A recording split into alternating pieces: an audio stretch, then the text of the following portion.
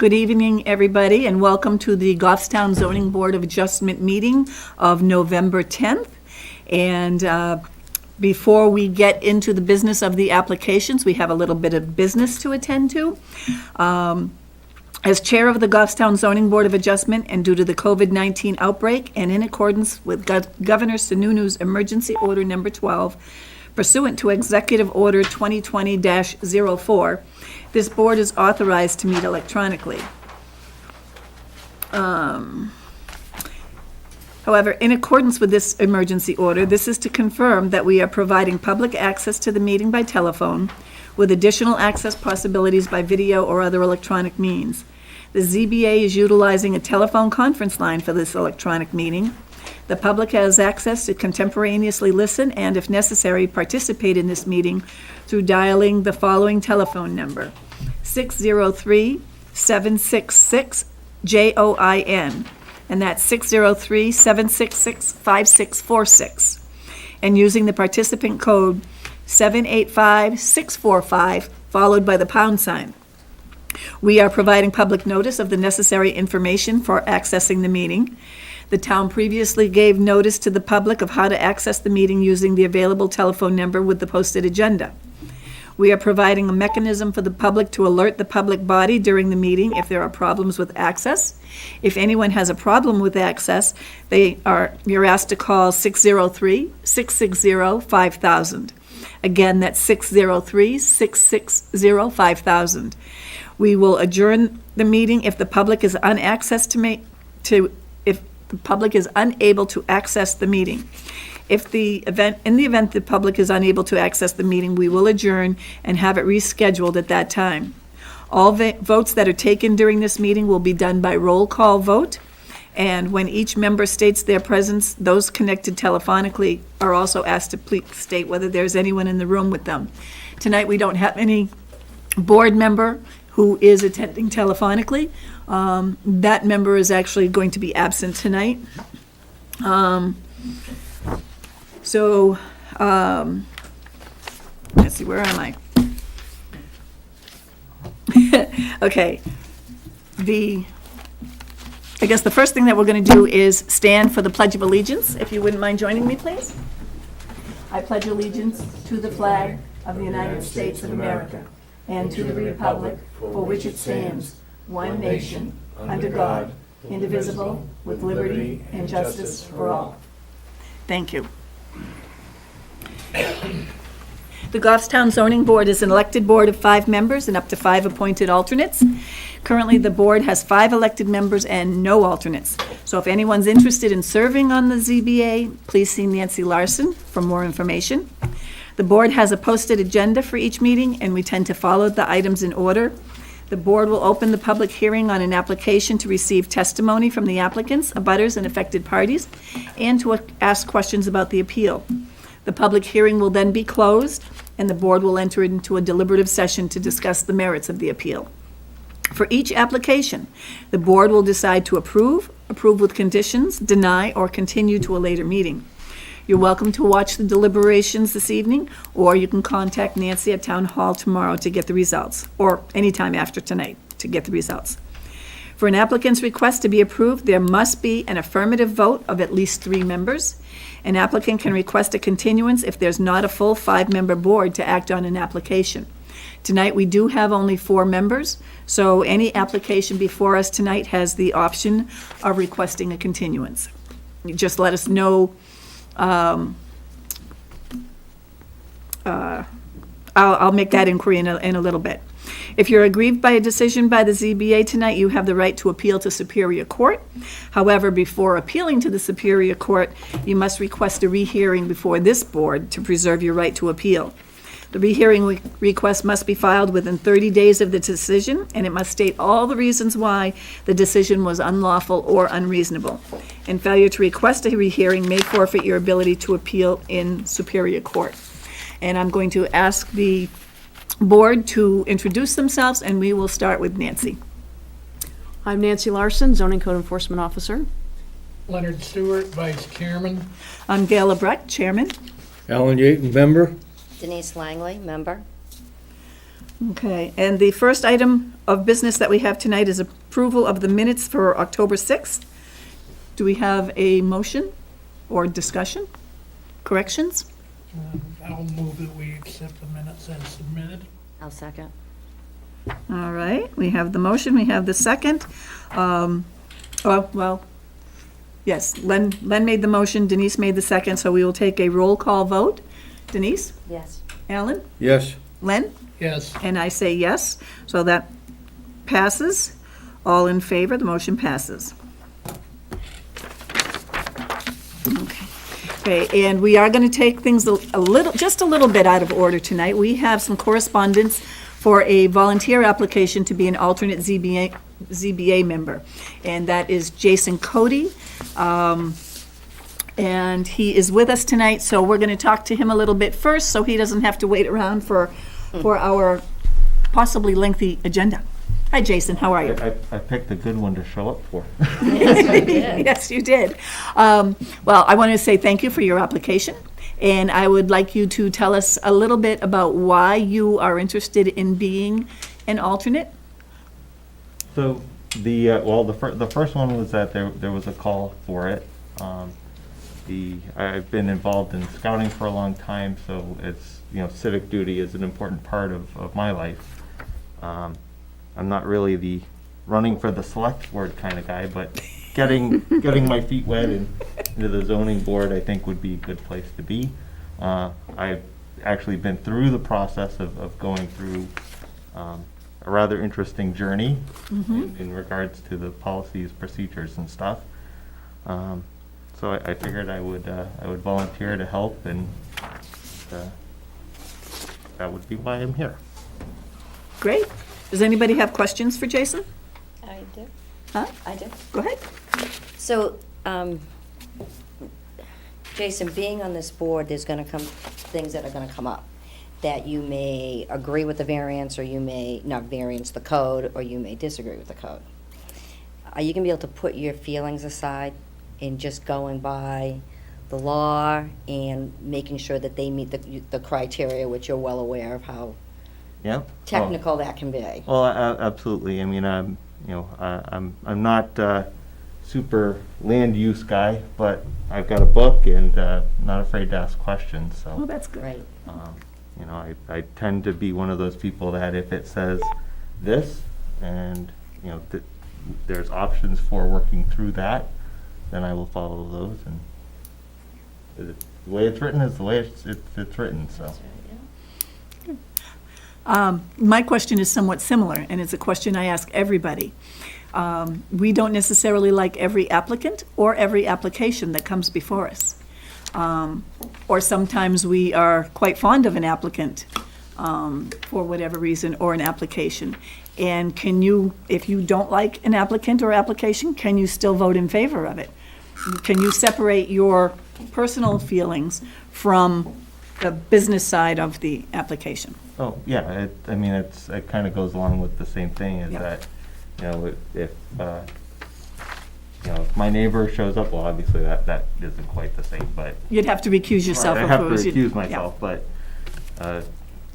let's say we didn't have to do that, and, that was the thing, I would just be like, okay, well, it says this, I don't happen to agree with you, but it says this, so Okay. this is what we do. And some of these things do require just judgment as well, Right. and your knowledge of the town or the area. Mhm. Alan? That's what I was going to ask. Is you can use your personal knowledge of the activities in Goffstown to make a decision. It does not have to be based upon fact. It can be on your personal knowledge, which you can express to the members of the board. Well, I always thought that the process would be that, we have an agenda, and, go take a look at what it is that they're trying to do, so you can understand what you're talking about, and then, read the information and ask questions and make a decision. Yeah, you'll have lots of questions at the beginning, presuming that we vote you in. I don't think that's a problem. yeah. I have nothing. I think everything I would have asked has been covered well already. Alan? One of the things that you probably know from my visit to your house during your application was you have a right to visit the site and walk the site and the land as a member of the zoning board to make it, help you make a decision based upon your visual observation. Okay, I'm good. I'm thrilled that he's gone through such a process. Me too. So he has seen us really work. Yeah. And deliberate. It's a great Or, experience. or perhaps not work, but yeah, we do appreciate your interest and your participation. So have we scared you away? You still willing? Oh, no, I'm still willing. Okay. I haven't fled yet, so. That's good. Okay, Trial if by we- fire. If we have no further questions, does somebody want to make a motion? I'll make a motion. Go ahead. And second? I'll take, second. All right, and a vote. Denise? Yes. Alan? Yes. I say yes. Len? Yes, All in favor? Okay, so we'll just get the paperwork started and get you all the materials that you need. And our next meeting is December, it's usually the first Tuesday of each month. He already knows. I'm guessing. Does this go to the selectmen? Do they sign No. off on it? No, No, not this one. December 1st. December 1st. Okay, Oh, that's right, the first Tuesday. so, and you're welcome to hang around tonight to watch for a little while. We put you on first, so you didn't have to stay till as late as this meeting might go, but you're welcome to hang around and watch or leave if you want. Oh, I'll hang around for a little while and maybe learn something. Great. Okay, thanks. Thanks, Jason. it would be nice if we... Welcome. It would be nice if we checked on them, because I will not be here on the 1st of December. I have surgery on the 1st of December. Oh, boy, okay. Make sure you're here on the 1st of December and sworn in. In the calendar, so. You will be on duty. Okay, for the first application up tonight is William and Donna Sherman and Brittany and Mark Ainsley.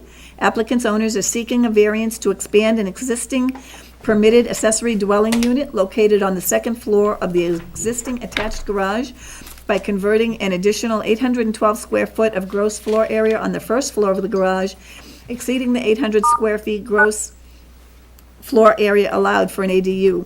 The first floor of the existing attached garage would be converted into a kitchen and living room, with the second floor housing a full bath and one bedroom, totaling approximately 1,624 square feet gross floor area. This concerns section 5.2 of the Goffstown zoning ordinance. Unmuted. And the property is located at 286 Addison Road, map 3, lot 18, zoned agricultural. Do we have the applicants here or on the line, Nancy? Madam Chair, we have Brittany Ainsley. And Ms. Ainsley, is anyone else from your party online? I haven't been able to recognize any other numbers except yours. Yep, it's Brittany Ainsley, Marcus Ainsley, Donna Sherman, and William Sherman. Okay, terrific. Okay, great. And before we get started, I'm going to entertain a motion regarding regional impact. The motion is no regional impact. Second? Okay, roll call vote. Denise? Yes. Ellen? Yes. Len? yes, I say yes, all in favor, motion carries. And if one of the four of you would like to tell us what you want to do, we would be all ears. Okay. Do you want? Oh, okay. I'm sorry. There's a lot of squeaking going on, so we kind of missed a lot of the words. We're just looking to expand. The upstairs was a one-bedroom in-law apartment. It was like the smallest one-bedroom apartment that was around. So we just took out the kitchen and made a closet, and it's one big bedroom with a bath. And we're just hoping to close in the downstairs to go ahead and put a kitchen living room to give us the adequate space that we would need just for all the years we're going to be here. Yeah, the kitchen was already existing upstairs, but we did remove that. So we were just hoping, essentially, the kitchen was up on the second floor. We were hoping to just move it to the downstairs so it was a bigger eat-in kitchen versus just like the stove and the fridge with a very small counter. We just wanted it to be a little bit more space for my parents. Okay, since there's 4 of you there, could you identify yourselves as you're speaking so we know who we're speaking to? Absolutely. So the female you're hearing is Brittany Ainsley, who's on the deed of the house, and the male was William Sherman. Okay, thank you. Okay, does the board have any questions of the applicants? Change. What it is, It's the size of the lot. Forgive me for not knowing this, but The size of the lot. Let me, What size is your lot? Do you know offhand? No, no, it's less. I think it's. Hold on, I'm sorry. I'll check on the assessing card where they're also looking. Okay, we're gonna check. I apologize. I can look on the. That's okay, well, we'll have it right Hang here on. on the assessing card, I just have to find it. Okay, I'm sorry. That's I okay. apologize. It looks like it's 3/4 of an acre. 32,000 square feet. Yeah, 0.75. Bottom of the page. Yep, got it. Thank you. Okay. Any other questions, Denise? Not right now, thanks. Alan?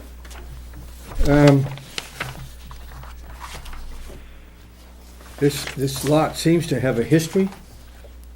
There was a duplex originally and burned, Okay. and it was demolished, and they built a new facility, new house on this lot. It was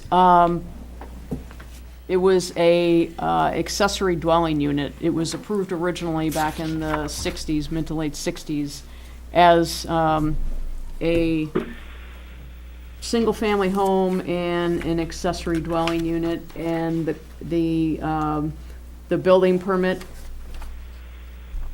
at that time was not real detailed, because it was 1967. All it said was, it was an existing home at the time, a building permit to convert a portion of the garage for a small 3-room apartment. And there were a few other details with it, so. And then fast forward to 2006, when the house burned down, there was a zoning determination at that point in time when the property owner came in to rebuild. They also wanted to rebuild the accessory dwelling unit. So there was a zoning determination made at that time that a special exception was not needed. Right. And all it said was in at least the septic approval for construction that went along with the new home was, it was designed for a 3-bedroom home with an in-law apartment. Nothing as far as the size. So, and then I offer a little more details in the first page of my staff report. Okay. What is the size of the apartment that's upstairs above the garage?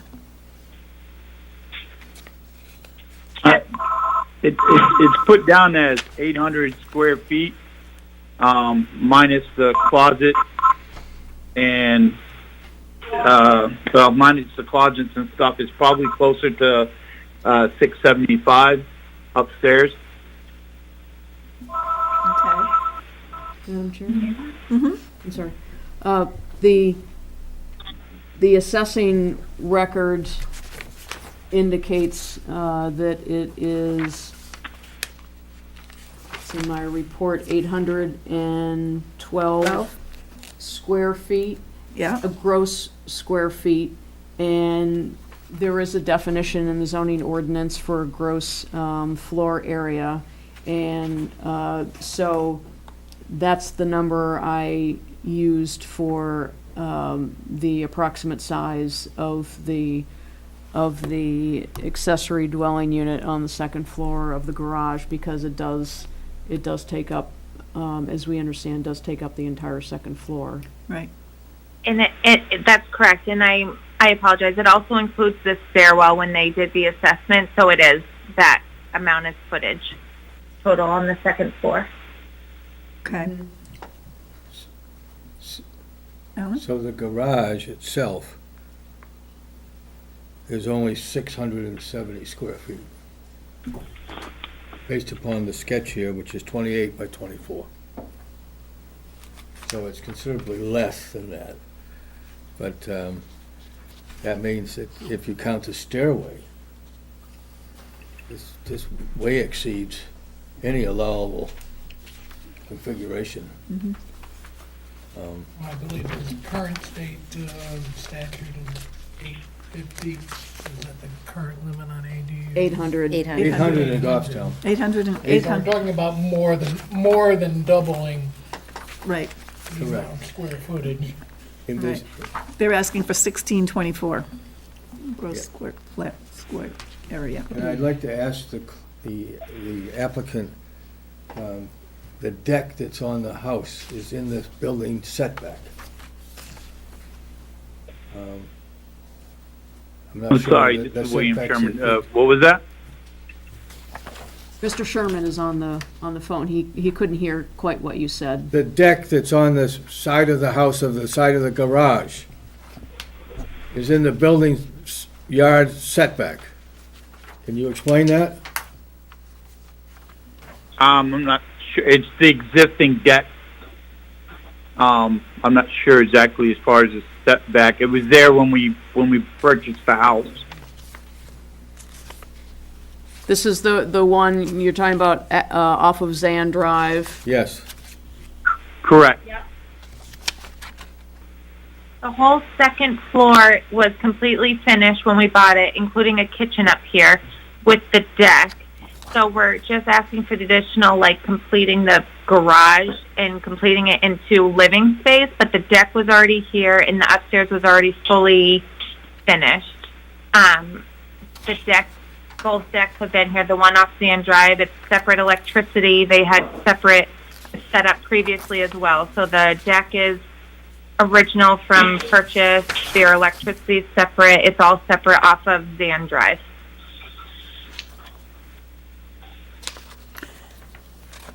Okay, Thank you. You're welcome. do you have your application handy? Or a copy of your application? In there was Yes. your request for a variance where you had to explain 5 different criteria for the variance and Correct. how you think your application meets them? Do you have that? Yes. Okay, would you Yes, like I to? do. Would you like to review them? If you're not comfortable doing it, I can read them into the record if you'd like. If you don't mind, just because we're still getting a lot of static and breakup, so Okay, it'd probably come clearer on your side. okay. All right. So in the request for variance, the description of why a variance is required is because they want to exceed the maximum permitted area of 800 square feet of gross floor area. It would not be contrary to the public interest, they say, because it's a space that's already there and being used, and it's not a new structure, nor can you see it from the outside. The spirit of the ordinance is observed because I feel the spirit would be unchanged because we're not changing anything to the exterior other than putting windows where the garage doors are. The door to get in is in the back of the house and is already existing. It would still look like a one-family dwelling as it does now. Granting the variance would do substantial justice because it would allow my wife and I to live there and watch our grandchildren grow, spend as much time together with my family, and it allows my children to afford a better life for their children. The values of surrounding properties will not be diminished because nothing outside of the house is changing. Property is still the same as it was, and it should not affect any other property. Regarding hardship, demonstrate the literal enforcement of the provisions of the ordinance would result in an unnecessary hardship. Owing to special conditions of the property that distinguish it from other properties in the area, denial of the variance would result in unnecessary hardship because no fair and substantial relationship exists between the general public purposes of the ordinance provision and the specific application of that provision to the property because We're not changing the house, just a room inside the house. I don't see how this affects the general public in any way. It doesn't change the lot size or the septic. Both of the rooms, top and bottom, would be less than 1,300 square feet of actual living space. The proposed use is a reasonable one because my wife and I sold our three-bedroom house and bought this one so my kids can raise their family in a nice home and neighborhood without any financial hardships. But my wife and I need this space so we can live our own lives at the same time, but still enjoy our grandchildren. And section B says, if the criteria in A that I just read are not established, unnecessarily hardship will be deemed to exist if and only if, owing to special conditions of the property that distinguish it from other properties in the area, the property cannot be reasonably used in strict conformance with the ordinance, and a variance is therefore necessary to enable a reasonable use of it. Explain. This doesn't change the configuration of the house. It will look just as it always has, except for 2 windows instead of garage doors. Other issues and matters applicant deems relevant to this request. I've never asked anything of another person or organization. What I have today is because I worked hard to earn it. But today I'm asking you to say yes to this variance so my wife and I can enjoy the rest of our days with our family and be part of our grandchildren's lives as they grow up. Is there anything that you want to add to that? No, ma'am. I think that pretty much sums up our position on it. Okay. I have a question to ask you, especially about these variance criteria and the case for the hardship especially, because the case for the hardship has to do with the special conditions of the property and not specifically your desire to have the family all in the same home with parents and children and grandchildren. And I'm not diminishing that desire, but we have to go by the variance criteria that are here. So what is special about your property as compared, and different compared to those in the area? What distinguishes it from the others that makes it a hardship? Well, not that it necessarily, sorry, this is Brittany Ainsley. It doesn't necessarily make it a hardship in the sense of it's different from other things. It was just that the second floor was a very open concept bedroom with kitchen and a full bathroom. It didn't really offer living space, living room, and those things. So what we were trying to do is so we could both live and have our own space and our own like full kitchens and just being able to live together but live separately at the same time. So it's not necessarily any different from any other house. And I know like neighborhoods that, across the street, they have an in-law area, like different places have an in-law. We were just trying to expand their living space to take over our garage. We don't need to have the garage. They could have their full kitchen and living room space where the upstairs could be just a true in-law bedroom apartment, so it doesn't change the septic space. I know the septic was for a 3-bedroom with in-law. It doesn't change any of that, so the hardship isn't really, it's just more like emotional hardship, wanting to make sure they had the space they deserved it per full house, and we had our space as well. Okay. That's what we meant by the hardship. Okay.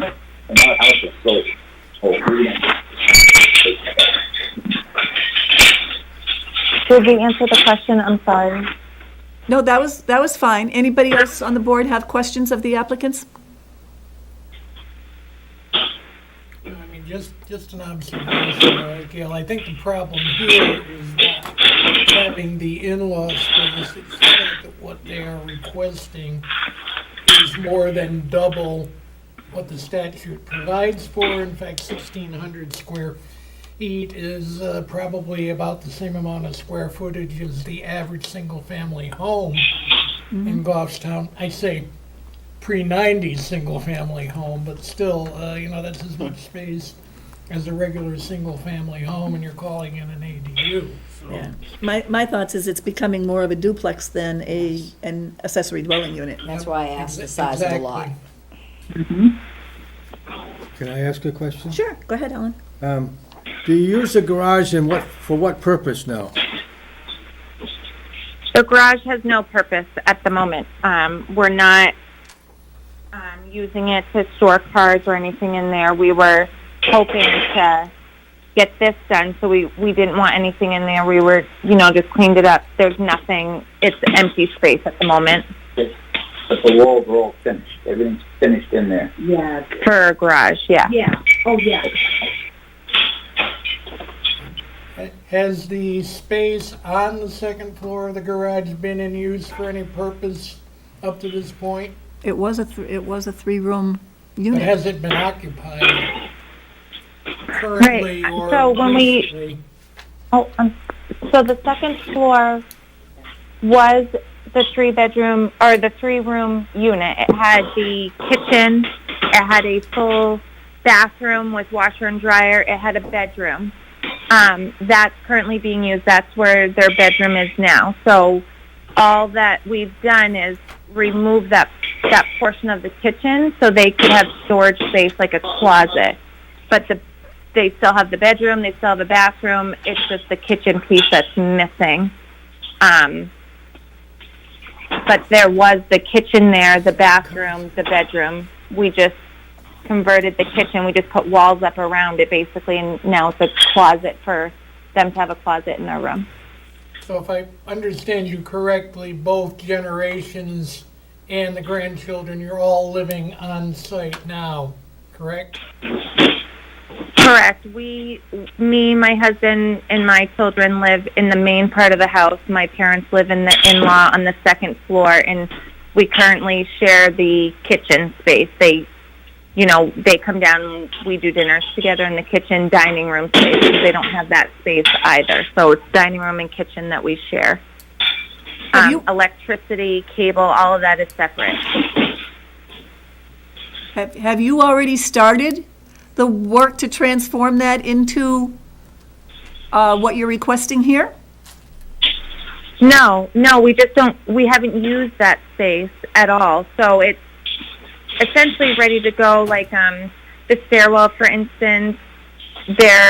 We're like putting, flooring down on the stairs. The back door we're fixing, but we haven't done anything to the garage yet. So just waiting for approval here. So it's still an empty garage, looks like a garage. We could pull in the cars into the garage.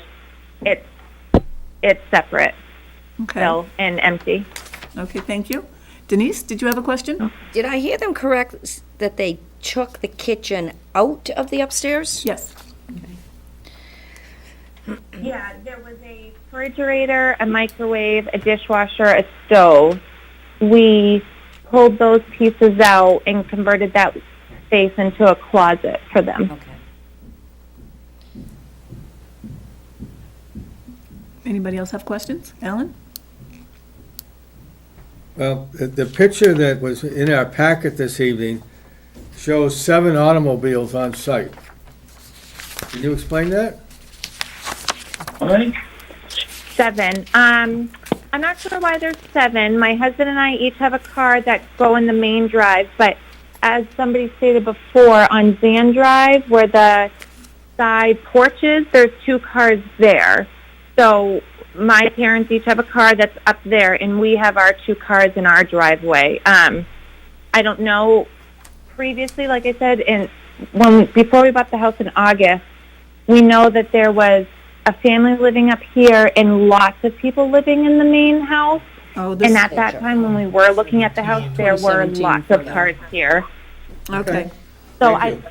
I'm not sure the date on that, but since August of last year, there's only been, besides when we've had visitors, we've only had a total of 4 cars. We each have a car.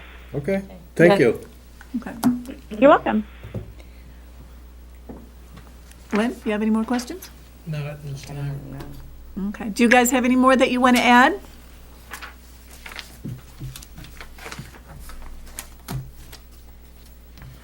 Hello?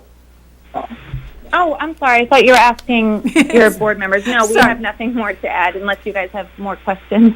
Not at this apologize. point. I think, are we ready to open it up to the public? Yes. Okay, so we're going to open this discussion to the public. If there's anybody online or here in the building that want to ask questions or make comments. Nancy, is there anybody? Not that I would recognize. Okay.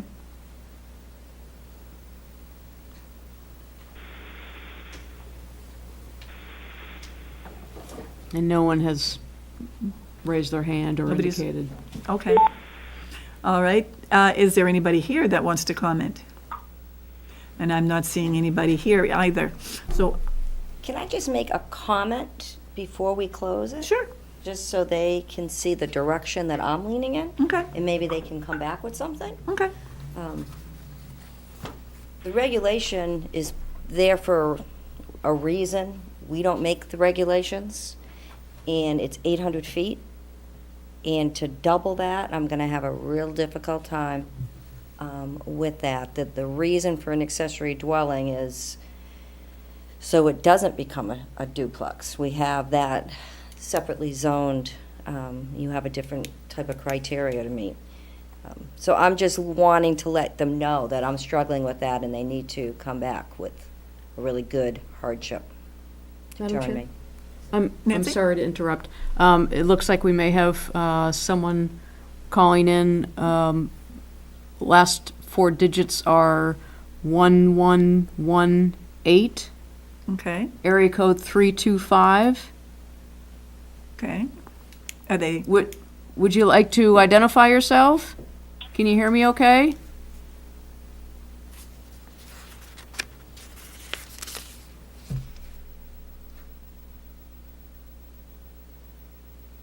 hello? The caller with the last four digits of 1118, can you hear me?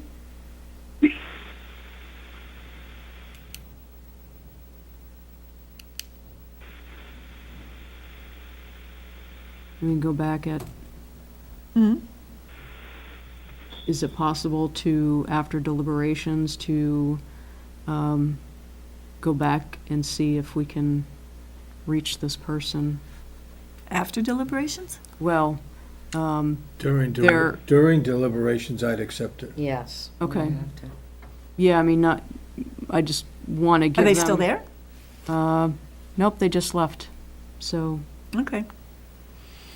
Well, not if to they, worry now. if they check back in, if they by chance call back in before I'll we let you know. voted, then, I'll let you okay. know. Okay. All right, so I'm going to close the public hearing unless that particular caller calls back, and we are going to deliberate on this application. Does the board have any motion or any comments, discussion? I have a comment, is that the state law, this was enacted by state law, the ADU, and it was specific, the maximum they could have by state law is 850 square feet. Goffstown adopted an ordinance that was 800 square feet. So, in response to that legislation. So I see exceeding this is not a good idea. Not by doubling. No.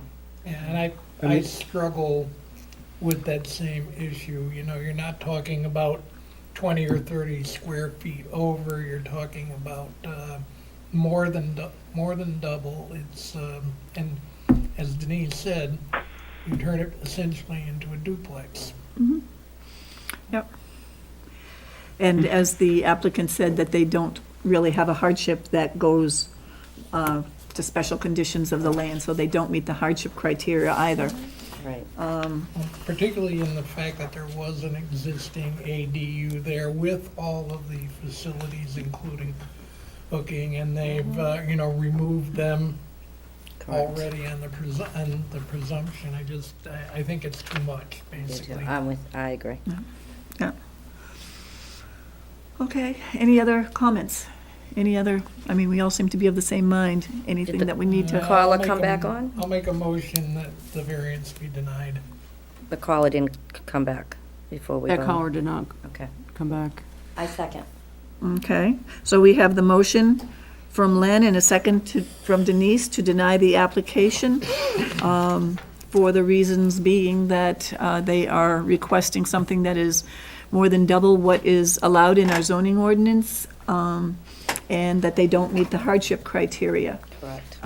Is there anything else that we want to include in that, as far as justification? I think those 2 Those- points cover it. Okay. Do regional impact? Yes, we did. Yes. Okay. And that was, okay, That was Denise and Alan. 4-0. Okay, so we will take a roll call vote. Denise? Aye. Alan? Aye. Len? Aye. And Gail, yes. That's 400, and the request is denied, the variance is denied.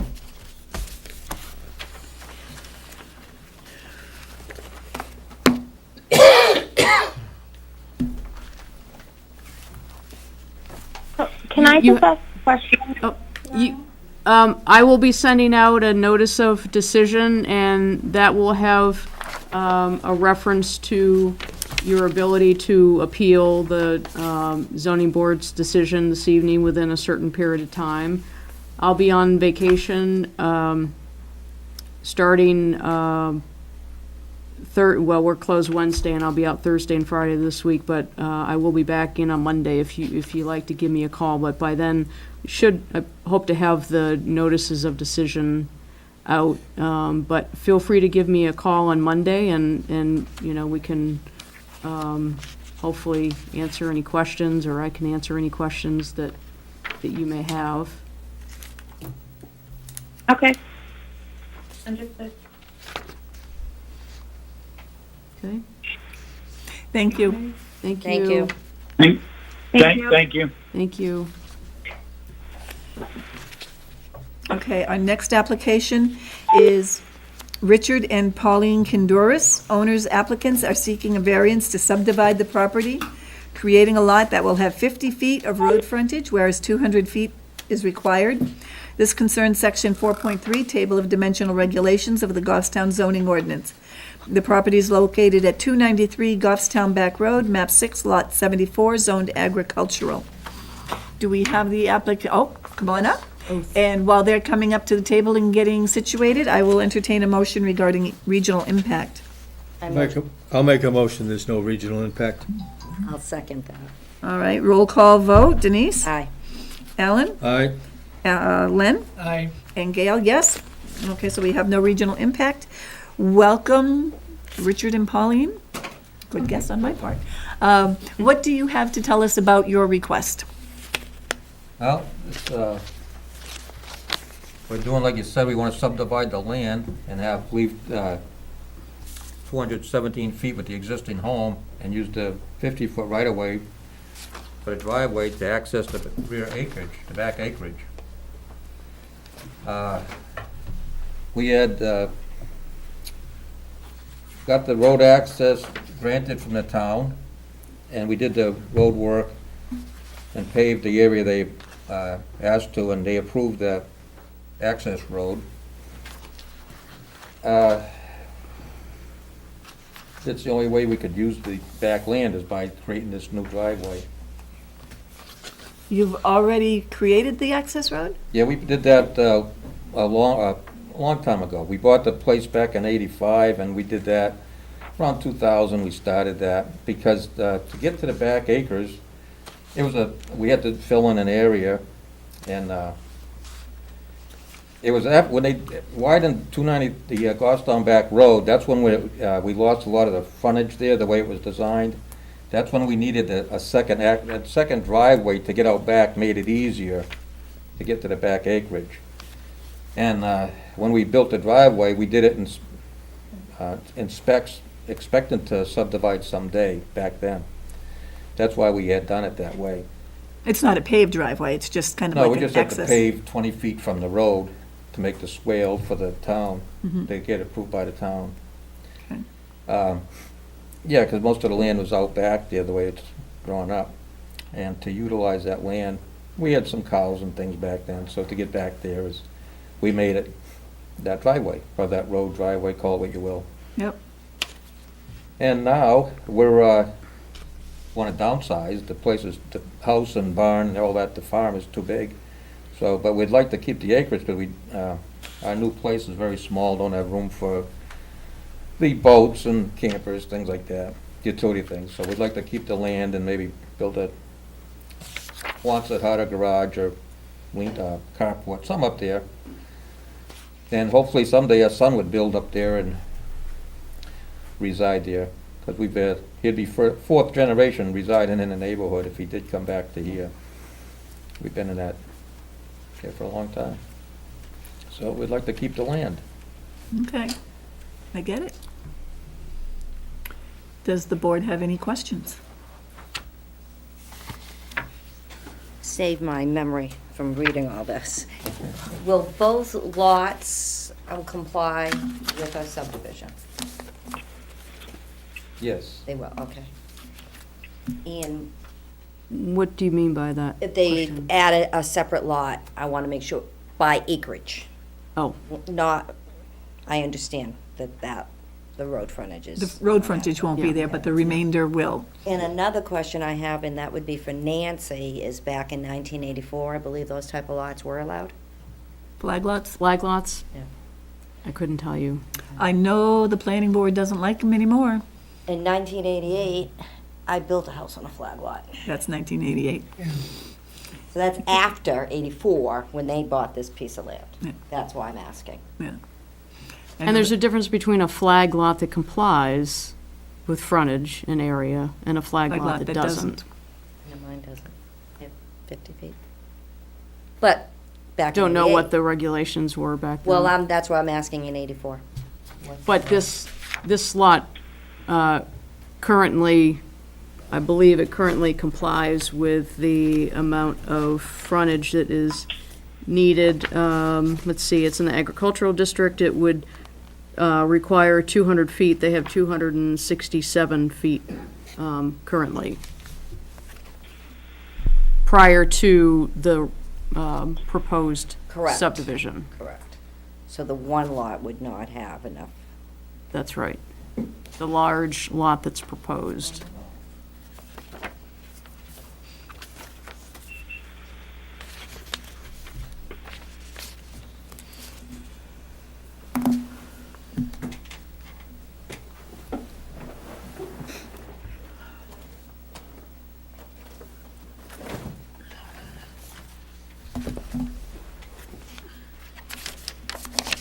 Does anybody else on the board have questions?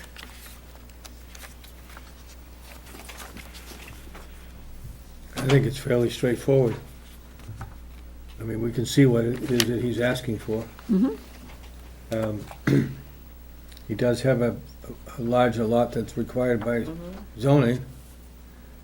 And if there's an ability to subdivide it,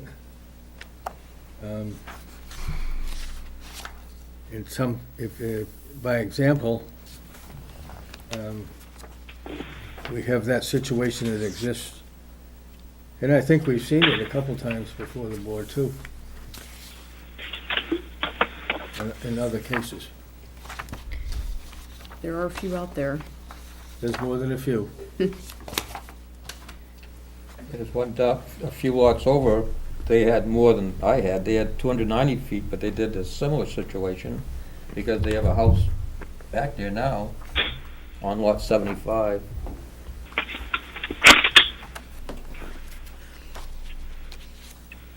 Do you know offhand how big the road frontage is for that smaller, No, they had the total of 290, right? so they probably left 200 and had 90 to make their, I don't know.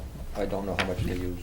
One of their direct neighbors has a house with no frontage on a road at all. Yeah. Which one's that? One behind the old chicken farm. 6719. Oh, Yeah, and that house too, it's over the hill from where I would be, so there's actually gonna be houses back there. No, you can't see each other, but they're there. They're far enough apart. Yeah. okay. Well, while we're thinking of other questions that we may or may not have, do you want to review the criteria, the answers to the variance criteria as you put them in your, and if you don't want to, I can read them into the record, or if you want to read them and explain them, elaborate, whatever you want to do. I'd rather you, that language on the page 3 is. Tongue twister. Understand. All right, I'll read them. And if you want to add to them or explain something, we may ask you to explain something, Sure. or you can add to them. All right. You want to a variance to create a lot with only 50 feet of road frontage, whereas 200 feet is required. It wouldn't be contrary to the public interest because it would be the development of a single residential house lot like others in the neighborhood. There would not be any adverse effect on the public interest. The spirit of the ordinance is observed because there's ample acreage for this proposal. The driveway entrance has large detention area for drainage and snow and more than adequate visibility. The granting the variance would do substantial justice because it would allow the land to be used and accessed where there are 5+ acres. The values of surrounding properties won't be diminished because it will be used as a single residential lot. Existing abutting homes are not visible, therefore it will have no effect on the bordering properties. Regarding hardship, owing to special conditions of the property that distinguish it from others in the area, denial of the variance would result in unnecessary hardship because no fair and substantial relationship exists between the general public purposes of the ordinance provision and the specific application of that provision to the property because 50 feet of road frontage, to be fair for this lot, would be similar to at least 2 other lots in this area. The proposed use is reasonable because it would allow the land to be developed into a single house lot. And then subparagraph B, if A is not established, an unnecessary hardship will be deemed to exist if and only if, owing to special conditions of the property that distinguish it from other properties in the area, the property cannot be reasonably used in strict conformance with the ordinance, and a variance is therefore necessary to enable reasonable use of it. Granting a 50-foot access to the property is the only way to utilize the land.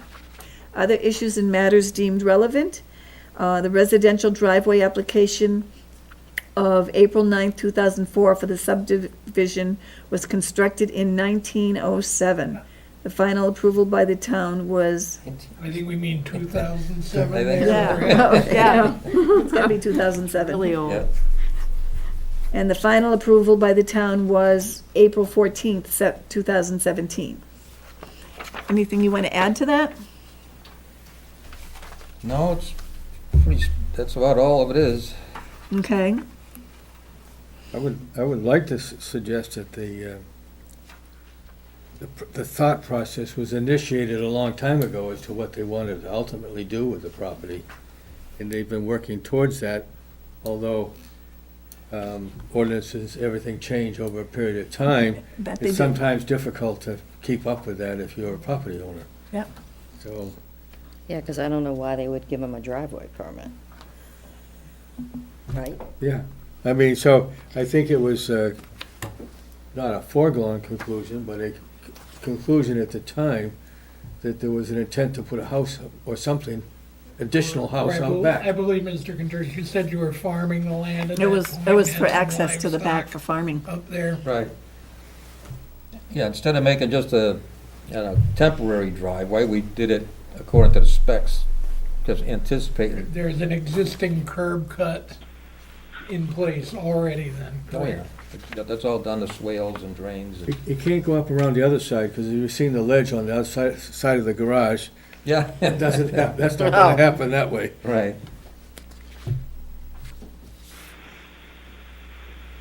Well, would you consider the ledge part of the reason for the hardship? I think something, if you can't move a mountain, because there is a mountain of it there. Okay. Does Can, the, but it's a hardship. You've been there. Been there. does the board have any other questions? Do you have any other comments? I do not. I have a question. Go ahead. Sorry. Go ahead. Is there any wetland up there? There is seasonal, Okay. yeah. And the reason I'm asking is if the board were to grant this, I wouldn't want somebody coming back and then asking us that they have to be closer to their lot line because of the property is not Right. fitting to put a house, so they're infringing. Up on top of the hill is a lot of sand up there. It isn't all ledge like over to that other side. So on either side of that area that's seasonally wet, there's enough area to whether to build on one side or the other. That's it for me. That's it for you? Alan? I'm good. Len? Nothing more. Okay, then I will open the hearing to the public. Is there anybody online, Nancy, that wants to comment? Is there anyone, pardon me, who's that? How you doing? Peter Olson. I'm in the lot next door. Hi, Mr. On the Olson. maps, it's 672. Okay. So, I just wanted to ask a question about that driveway that's in there. That can't be split. So, if a couple of the other properties wanted to subdivide, that driveway can't be a shared driveway, correct? Well, I can't speak for the planning board, but when this lot would have to go before the planning board to receive final subdivision plan approval, and now you're referring to what other lot would possibly share this driveway? It's not that it's shared, it's just it would be accessible from that driveway, which is lot number 671-1. It's got the white little apartment building, and then there's the driveway that goes back to a landlocked lot behind. And then I guess at some point in the past, right behind my lot, they talked about subdividing that 671 piece. Mm-hmm. And they were told that they couldn't, it wasn't accessible. You know, my only question is that still the case from the driveway on the lot that's talking about being subdivided right now? Well, in order, the way the regulations and the state law stand right now, in order to build on a lot, you have to have some type of road frontage, and we don't really have enough time to talk about what that exactly means, but, Okay. you know, generally speaking, if you have a landlocked lot that's vacant and someone wants to build on it, and if you have a willing adjacent lot owner who says, well, we can, you know, share my driveway to provide access to your parcel, not your parcel, but, you know, this landlocked parcel in some future scenario. We don't know what the future will hold as far as the state law and the zoning ordinance, but Okay. it's not as simple as, you know, one person agreeing to another to share their driveway. It's, you know, so I can't really answer your question with any kind of definition that I think you're hoping for, but it would require several people and several departments to examine the situation, and then probably approvals from a couple of different departments and potentially Okay. even. That gives me enough of an answer. Thank you. Okay, you're welcome. So Thank you. I wasn't necessarily looking for a complete answer to the question, but that Sorry. gave me enough. No, all good. The other thing is I haven't been down to the town. I haven't been able to get down to actually see where the lot's divided. It's purely an interest thing, where the proposed lot line would be for the upper lot. That's all. So, other than that, no questions. You have an opportunity at the planning board Yes, to do you, that. yes, did you hear that from Y- Chairman, Member Alan Yaton?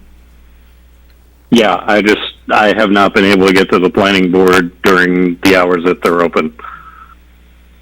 Well, I can tell you at this point what Mr. and Ms. Kondouris are showing on this rough sketch is this new lot would have approximately 50 feet of road frontage along Goffstown Back Road. Next to his lot. Yeah, next to your lot. And Right. so you're in a butters, so when this does move forward, if it does move forward to the planning board, then you would be notified again, and you can, just contact the planning, department and just see if someone can just scan the plan that's proposed to go in front of the planning board and email it over to you if you don't have an opportunity to come in during the normal business hours of town hall and take a look at the plan. Okay. That's not a problem. Thanks. You're welcome. And maybe their neighbors. So, can I mean, coffee. not that it's my place to say, but I mean, I have no objection to what they're asking. So, thank you for answering my questions. Thank you. You're welcome, thank you. Thank you for calling in. Is there anybody else online, Nancy? Is there anyone else out there that would like to speak on behalf of this application? If you would like to speak, you can press *9 on your phone to raise your hand. You have a few callers out there. Some numbers I recognize as applicants. There are some others out there that I don't recognize. Nobody's raising their hand. No one's raising their hand. Okay. Is there anybody in the audience who wants to have any comments? There is nobody. Okay, so we will close the public hearing and the board will enter deliberations. Okay, board? Comments? Thoughts? I don't have a problem with it. You look at this, there's several smaller lots. Actually, across the street, they're quite a bit smaller. What's being created here are two good-sized lots. You're not affecting density. I think it's a good use. Alan? I'm good. Likewise. Okay. Do we have a motion then? A motion. Do you give me a moment, because I'm not prepared here? I apologize if someone is. Speak up ahead of me. Yay. I motion to grant the applicant a variance to subdivide the property, creating a lot that will have a 50-foot road frontage, whereas 200 is required. Second. We have Denise made the motion, Len seconded the motion. We'll take a roll call vote. Denise? Aye. Alan? Yes. Len? Yes. And Gail, yes. 400. Motion carries. You have your variance. Thank you. You're welcome. Thank you for calling in, Can't Mr. see anybody Olson. smiling through these. I know. You gotta rely on the eyes. Thank you. Thank you for the chance. You're welcome, take care. Have a good night. You too.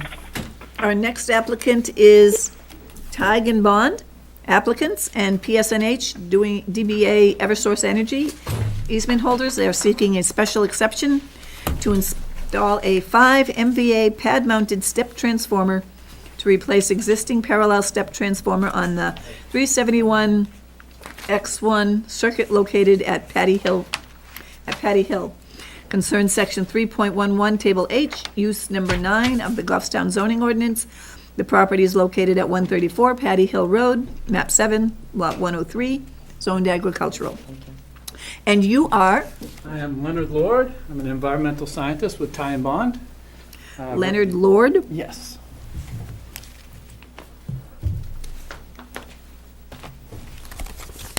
Thank And you. it looks like Kurt Nelson is on the phone. He's dialing in. Okay, can you hear me? Can you hear me, Kurt? Through my mask? Yes, I can. Okay. Yes, can you hear me? Yes, fine. Who is it that's on the phone? This is Great.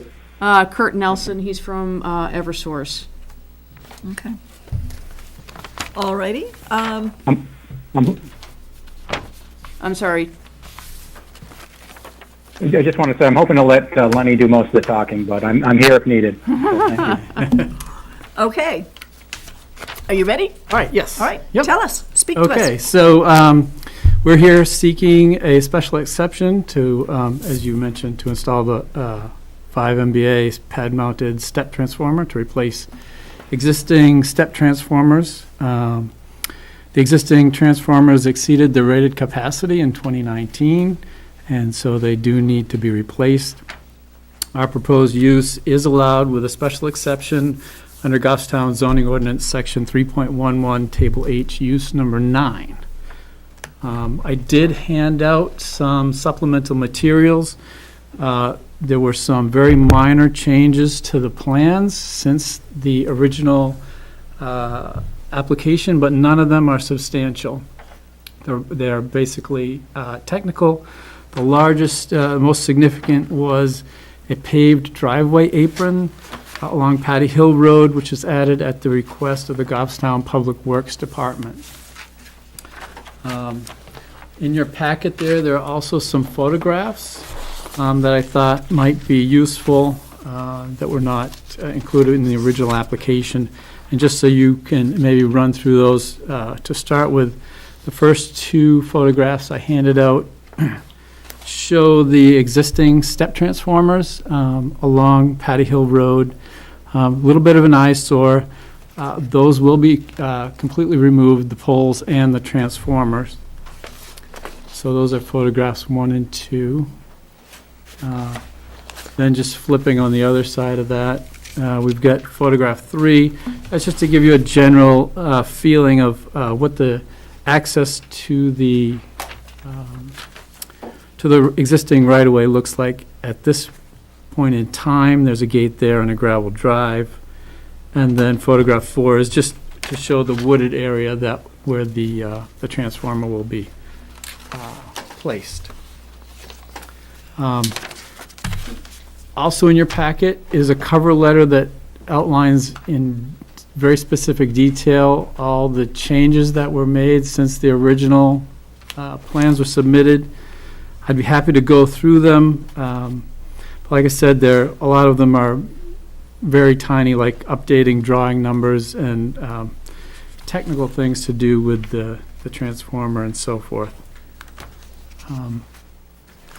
So I'd be happy to go through those.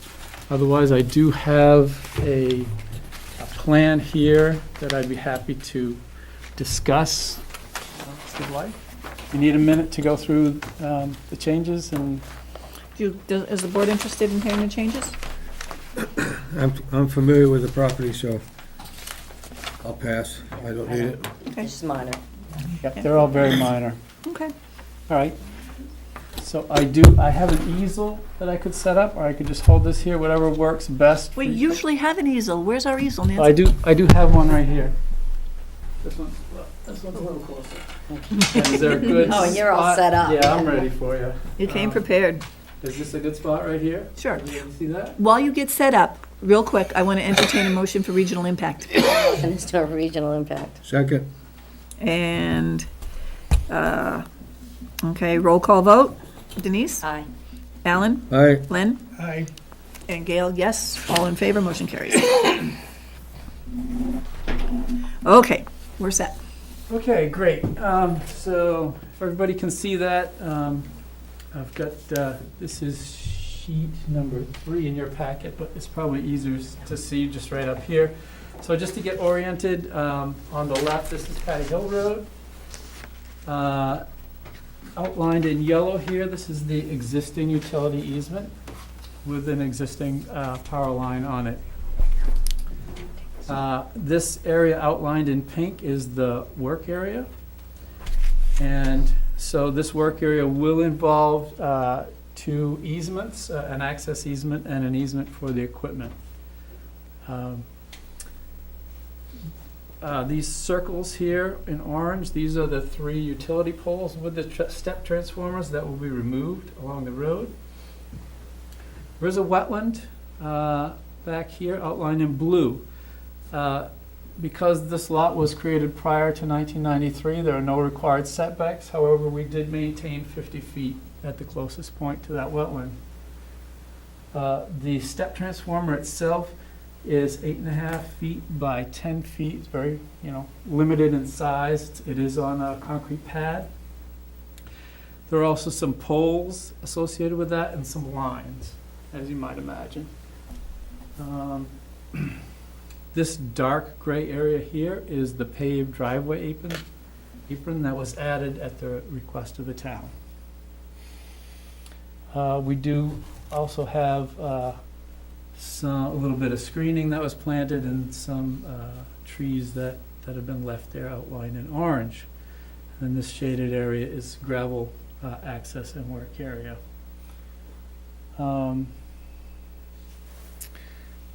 And I think that's about it. Yeah, so I'd be happy to entertain any questions if you have any. Board have questions? Lynn?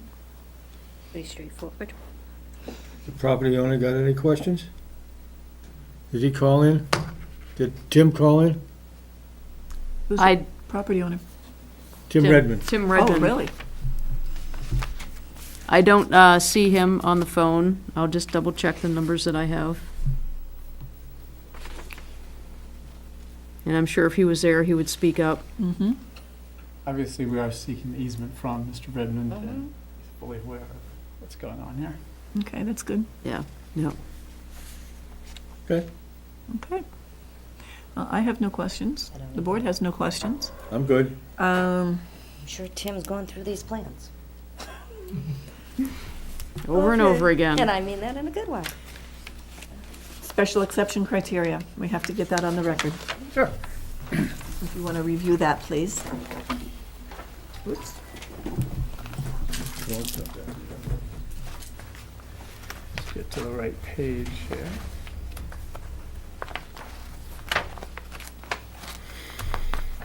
Okay. So you'd just like me to go right through the application? Right through it. Okay, I might have to put on my glasses. Okay, so ordinance section authorizing the exception is section 3.11, table H, use number 9. Description of the proposal for which an exception is required. This is for the installation of a 5 MVA pad mounted step transformer to replace existing parallel step transformers on the 3271 X1 circuit at Patty Hill Road. 2 of the 3 parallel banks exceeded the rated capacity during the summer of 2019.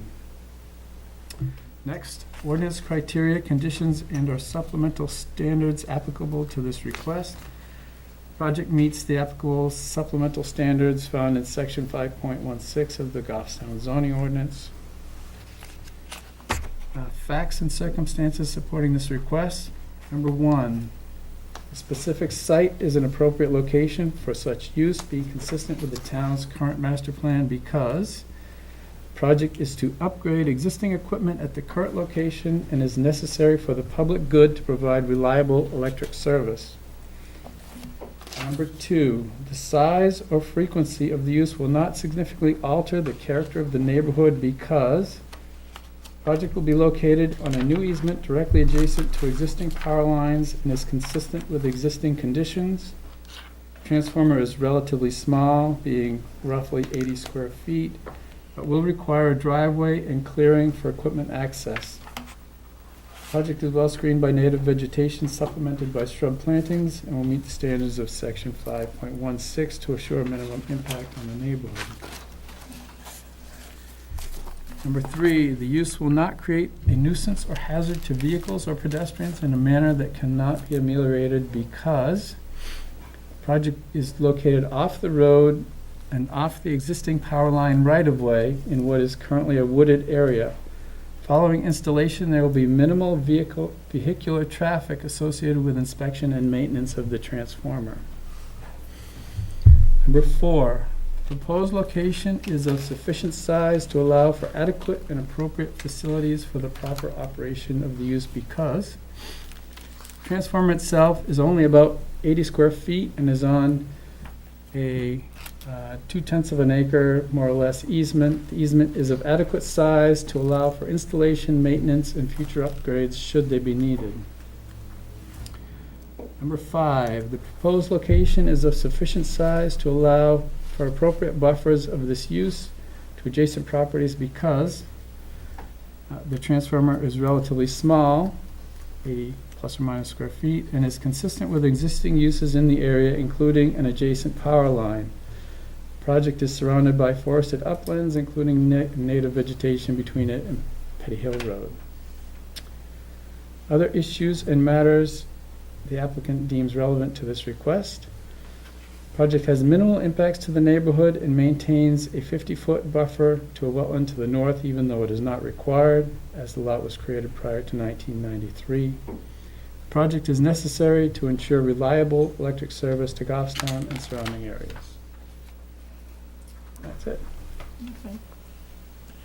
Just one small question, and I gather from the language of the application, this equipment is being upgraded due to an increase in demand. Correct, yes. It exceeded the rated capacity during the summer of 2019. I have to ask a question that probably I should have asked earlier. You said Tim Redmond is, you're going to be asking them for an easement, and I see that the easement goes right up to the property across the street. No. Nope, so you're looking at, the easement goes to the property line, the street is here, out here. Okay, so it's not affecting the property of Thomas LeBrecq and Kelly Leonard? No, nope. Okay, I would have to recuse myself if it did. Oh, okay. Okay. So I'm set. This is more of a formality that you're here. If you go up there Yeah. on Patty Hill, it's Tim Redmond's driveway. All right, Who's online?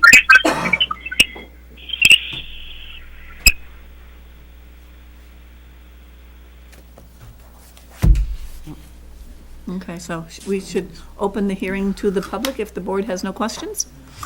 Is there anybody online who has questions of the applicant regarding this application? Is there anyone online that would like to speak to this application from Eversource? I do. Okay, will you identify yourself, please, for the record? Yes, Tyler Phelps, representing 114 and 116 Patty Hill. Okay, thank you. And what's your question? It's just a question directed to Eversource, if there's any expected power disruptions to either the transmission line or the line that they're working on. During construction, I should say. I don't believe there will be, but Kurt Nelson may be able to answer that better. If not, I do have contact information that we can provide that answer. Mr. Nelson, do you have an answer Yeah, to that question? Yeah, if the question was in reference to whether there would be any outages affecting anybody's service in the neighborhood, no, that there would be no disruption to anybody's service during this. This work can be cut over. I believe it can be cut over live, so there should be no interruption to anybody's service to their home. If that's what the question was. That was the question. Great, thank you. Thank you. Yep. Do you have any You're other welcome. questions, Mr. Phelps? No, that's all. Have a great night. Okay, Thank you. You as too. well. Is there anybody else who has questions? Is there anyone else calling in who would like to speak about this application, for, against, or have any questions? If you'd like to raise your hand effectively, you can hit *9 on your phone. I don't see you. Oh, then we will close the public hearing, and I will entertain discussion or a motion. Make a motion. Make a motion that we grant the applicant a special exception to install a 5 MVA pad-mounted step transformer to replace the existing parallel step transformer on the 371X1 circuit located on Patty Hill. And we would like to make sure that this easement is recorded. 2 easements. Both easements are recorded. Recording. Can you specify, please? It's Yeah. page 1 of my staff report at the bottom. Okay, the 2 easements. The first easement would be a 2,800 square foot access easement to access the equipment, and the second easement would be an 8,230 square foot equipment easement. Thank you. Second the motion. Okay, so we have the motion by Denise and the second from Alan. We will take a roll call vote. Denise? Aye. Alan? Yes. Len? Yes, Gail? Yes. Motion carries 4-0. Thank you very much. Thank you very Thank much. you. Thank you. Thank you, Kurt. Okay, our next application is Henry Geisen, III, applicant owner seeking a variance to build a 24-foot by 36-foot detached garage 17 feet from the side property line, whereas 25 feet is required per section 4.3 Table of Dimensional Regulations of the Goffstown zoning ordinance. The property is located at 20 Amoskeag Drive, map 9, lot 15-12-4, zoned agricultural. Do we have an applicant? Yes, we do. Online. Mr. Geisen is on the phone, and I now need to wake up my computer. Okay, well, while we're waiting for him to get ready, I will entertain a motion regarding regional impact. I'll move the regional impact. I'll second. So, Okay, second, Len made the motion, Alan seconded the motion. Roll call vote, Denise? aye. Alan? Aye. Len? Aye. Gail, yes. Motion carries, no regional impact.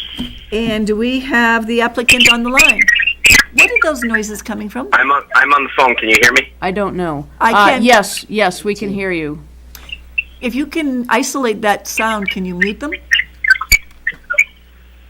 Sounds like If I Judy. mute Mr. Geisen,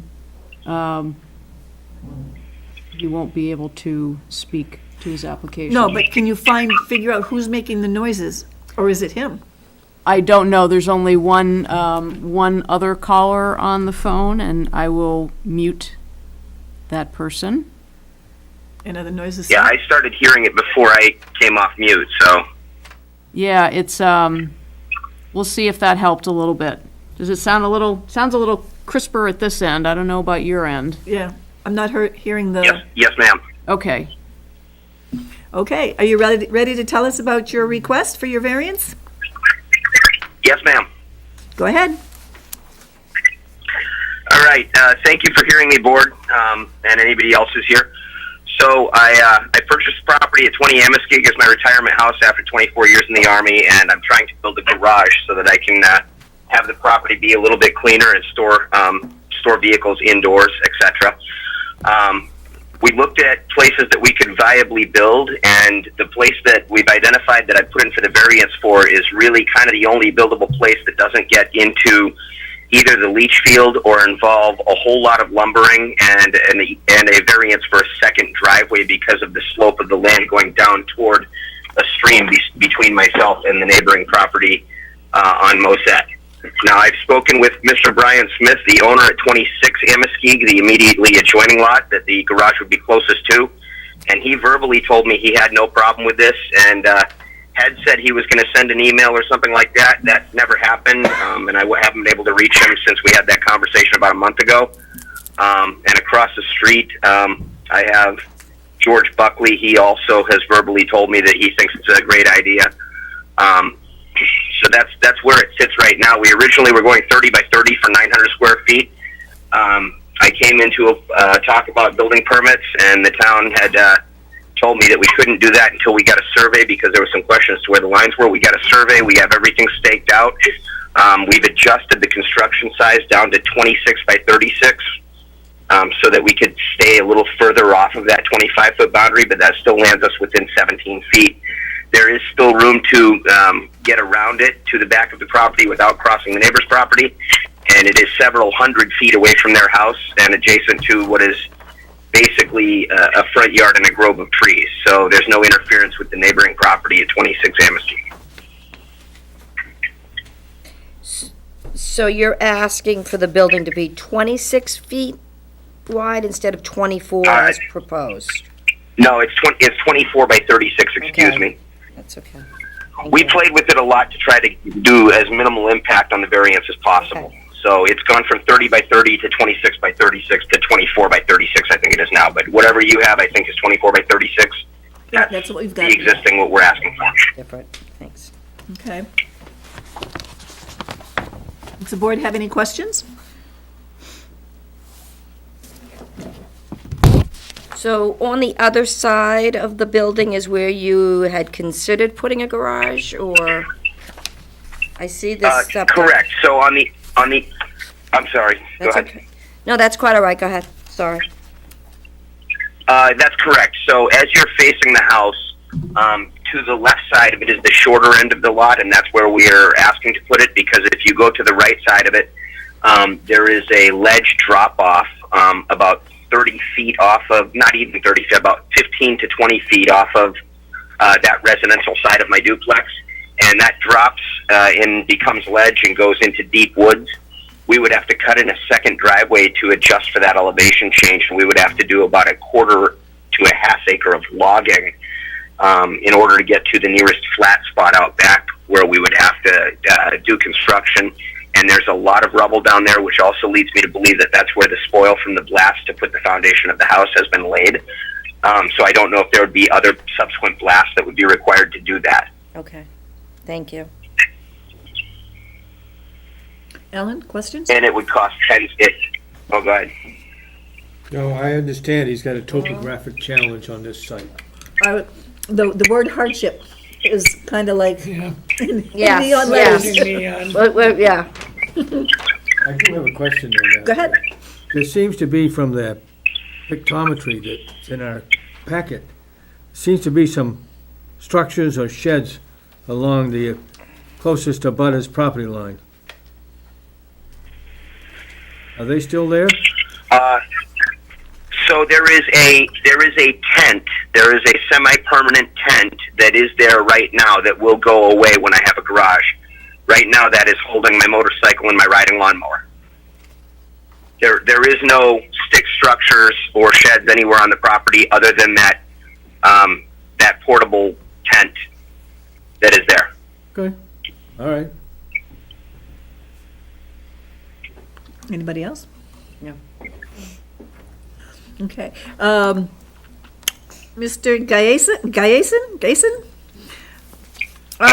Yes. Would you care to review your variance criteria as submitted in your application? And if you don't want to do that, I can read it into the record for you. Your choice. Is that common protocol? This is my first hearing, so Well, we do did have the to board get, advise that? we have to get the information onto the record, into the minutes. So you can read what you wrote. You can just talk about how you meet the criteria, or I can read it. Choice is yours. Oh, go ahead then, thank you. All righty. All right. You're seeking a variance to build your garage. That will be 17 feet from the property line, where 25 feet is required.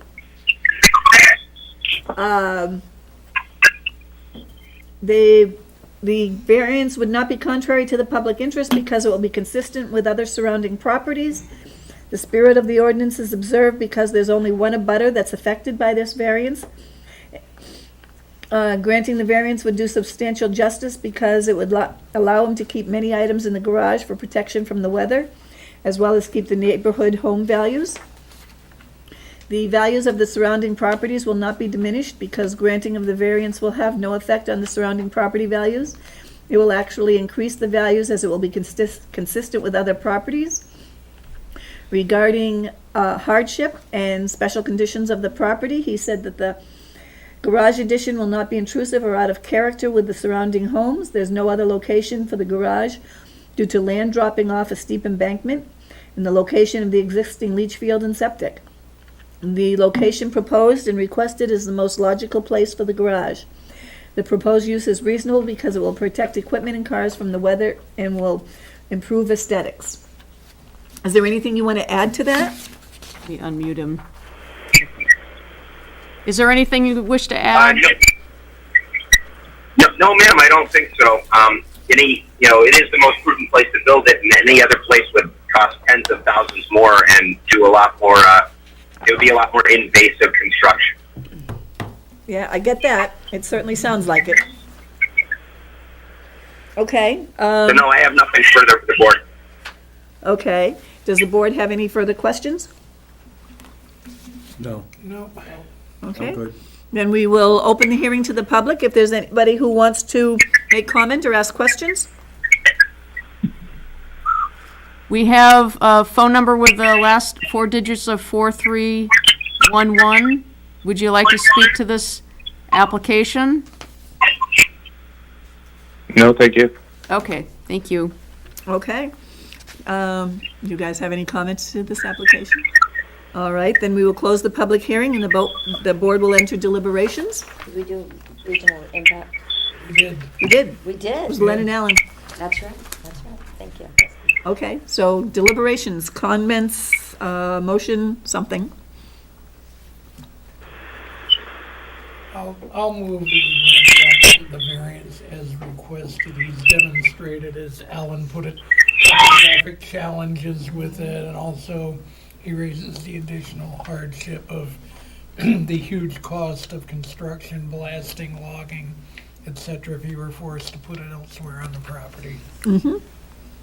Can we ask for a certified foundation plan? Is he going to have to do one of those to make sure that it's 17 feet away from the property Well, line? go ahead.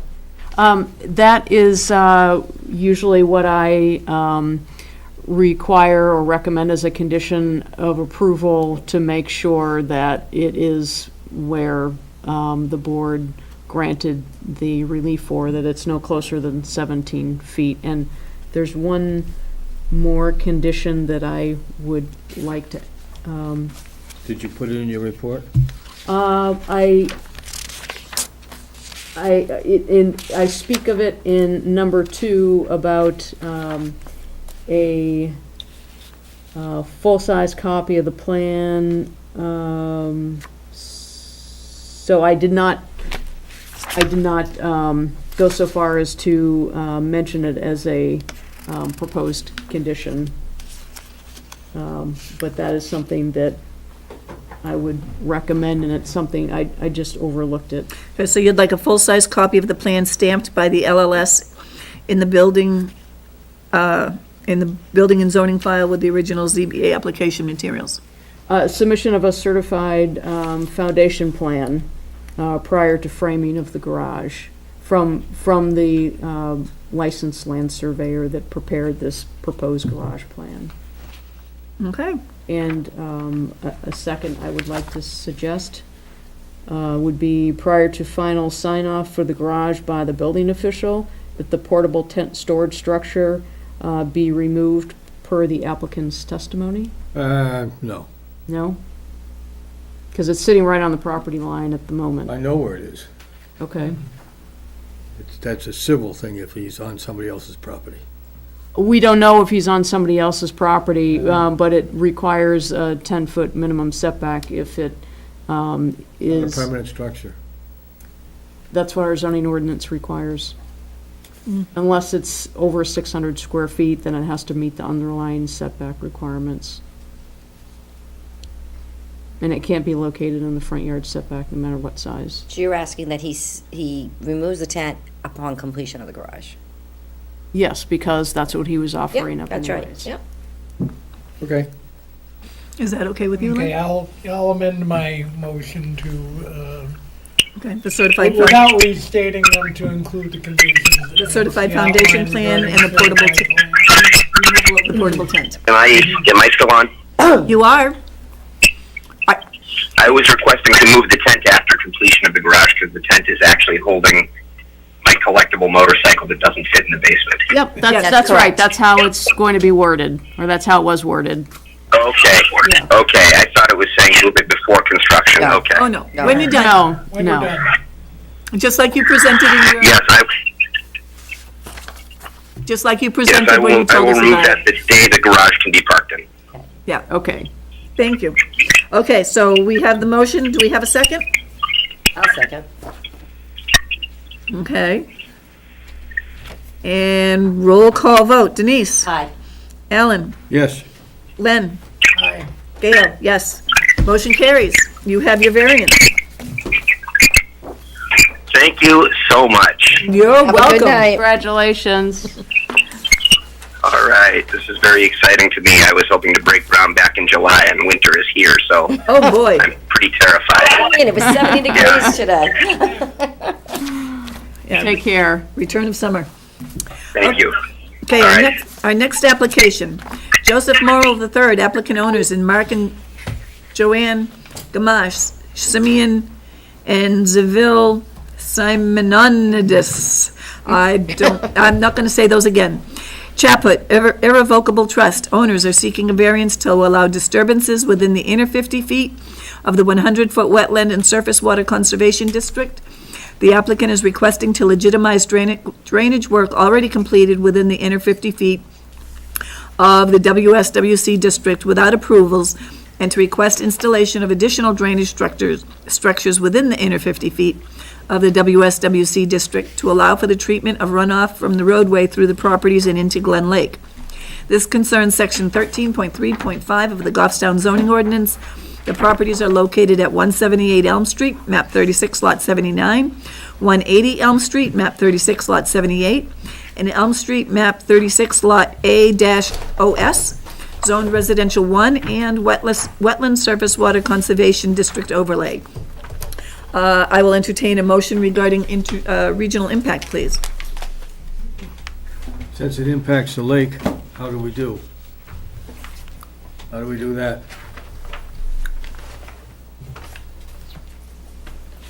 Close to Manchester? I'd say it does. You think it flows to Manchester? Of course it does.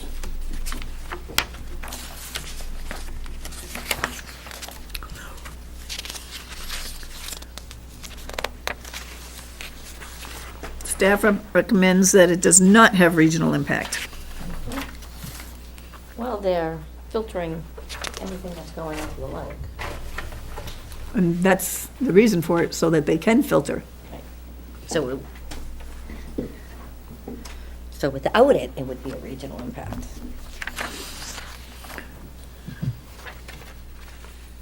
I questioned that myself when I first saw it, and then I started thinking about it. We really need to focus on the state criteria for development of regional impact, and then guidelines from the Southern New Hampshire Planning Commission that we also incorporate into our staff reports. Well, there's existing town drainage there. And there's new drainage structures, I believe, that he'll talk about, that have been added in this process. That's the way I read the plans, but I might be all wet, literally. No pun intended, right?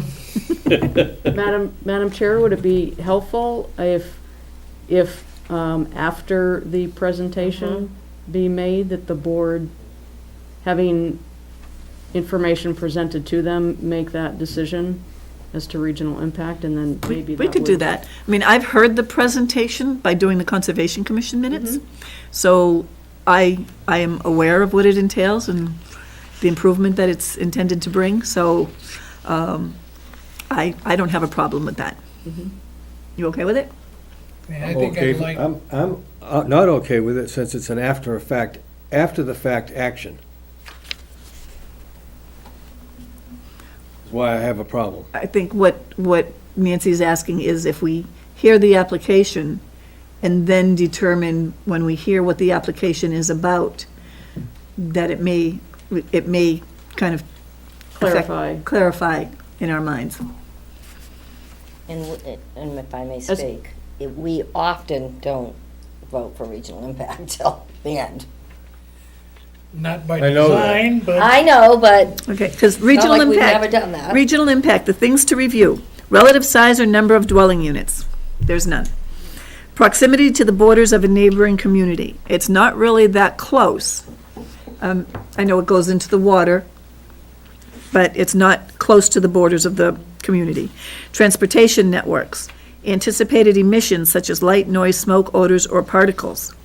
proximity to aquifers or surface waters which Oh, transcend there you go. municipal boundaries. And that would be one, that could be one, and shared facilities such as school and solid waste. Then the staff guidelines, or staff review, or the guidelines from Southern New Hampshire Planning. Proposed developments directly adjacent, proposed developments located within 1,000 feet of any aquifer or surface waters that transcend municipal boundaries, and there'll be either a large water withdrawal, or there will be indoor, outdoor, or underground storage, or chemicals or other potential pollutants. Now, it might be that close to the lake, but the purpose is to remove all those chemicals and pollutants. Proposed developments that create a new road or point of access, developments that create or that generate 100 or more vehicle trips, proposed development of 50 or more residential dwelling units, construction of commercial and industrial development, proposed development with anticipated emissions, such as light, noise, smoke, odors, etc., and proposed developments that may impact shared facilities such as schools and other things. So those are what we should be considering.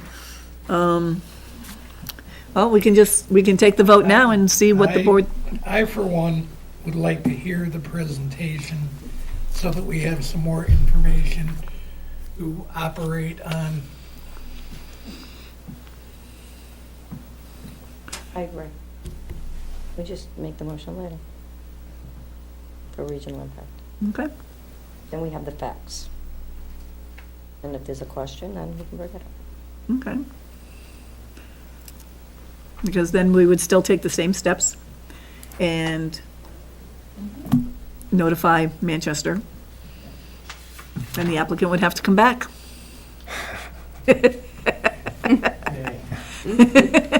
Just what you wanted to hear. You love it here. Sure. They're a great group. Hey, that's no way to start.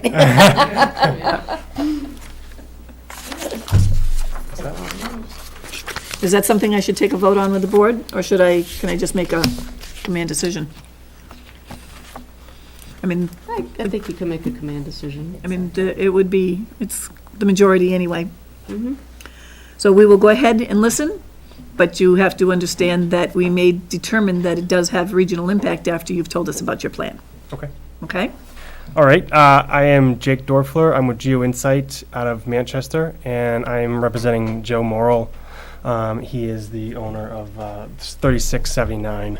We're requesting a variance for the construction of the plunge pool level spreader within the 50-foot of the 100-foot water conservation district buffer. This is, as was already stated, this is an after-the-fact permit. And within my variance criteria, I did mention some of the reason for that, which 10 years ago, Mr. Morrill had some conversations with the town, with the DPW, and was under the impression that he was allowed to do this. He was given permission per se, and then earlier this year, the DES came to him and said, "Wait a minute, you're shoreline." Which part of the shoreline process is notifying the town, which we did, and here we are. Part of the agreement that he made with the DPW was just taking the water from Elm Street and conveying it down to the lake. He took it a step further. He added himself the device to catch glass and any kind of leaf debris. He's mentioned at the Conservation Commission meeting that oftentimes he was picking up glass down on the beach before this all took place.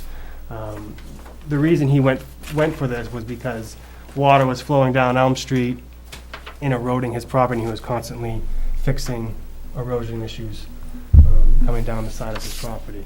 So that was his initial intent, and obviously he knows now that he needed to go through different avenues, but he thought that because he talked with the DPW that he was okay. GeoInsight got involved after when he got told he needed the shoreline permit, and so I guess here we are in that situation. So he plans on, everything's installed up until about this point right here, just after the water quality inlet that we have proposed.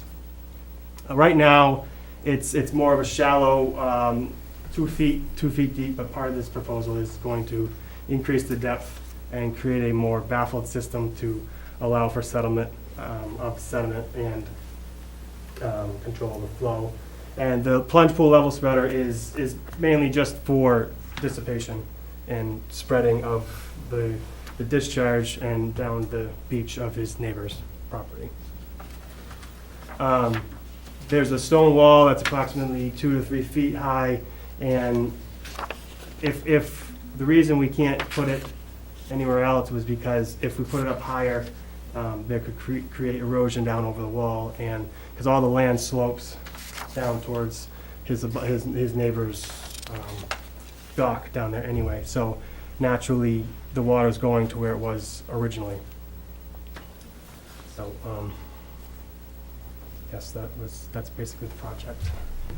Denise?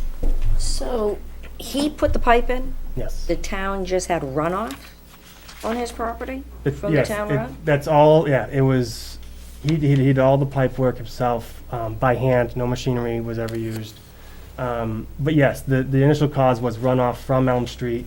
As you can see, I don't know what year it was, but they upgraded a little bit of Elm Street and they put catch basins on the opposite side of the road.